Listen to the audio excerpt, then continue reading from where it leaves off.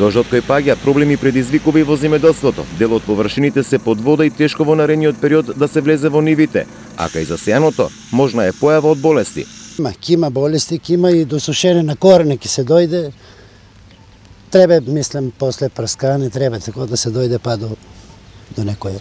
Да. Можно е уништување на цели насади? Можно е. Можно е, ако има некаде повеќе вода, и може да дојде до уништување. Дека леже вода е те многу од фолите, дека чиналата вода дека налијала, може да има нешто така да гни растенето што осадно, иначе така нема ништо. Јакто тука ќе нема ништо. Но ако продолжи вака времето, што правиме? Ако продолжи, па суша голем, само да не е многу упорен дожд на еднач, така тихо кога ќе биде убаво. Земјоделците будно да ја следат состојбата на терен и да ги превземат неопходните превентивни мерки, велат агроекспертите. Том дозволат условите за да може да се влезе во нива.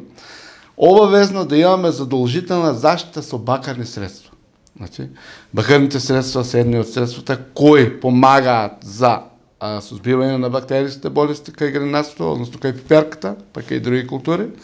Значи, задолжително третирање со бакарни средства кои ќе овозможи да можеме да се на еден начин превенираат, односно да не се дозволи масовна појава на тие патогени микроорганизми и кои може да направат и како сериозни штети врз самите растенија.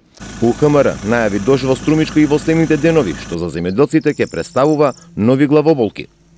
Најголеми штети од врнежите со дожд во Струмичко ќе има врз засејаните површини со црвена пиперка. Агроекспертите алармираат до земјоделските производители со подобрување на временските услови да се применет превентивни мерки со цел да не дојде до гниење и уништување на засејаните површини.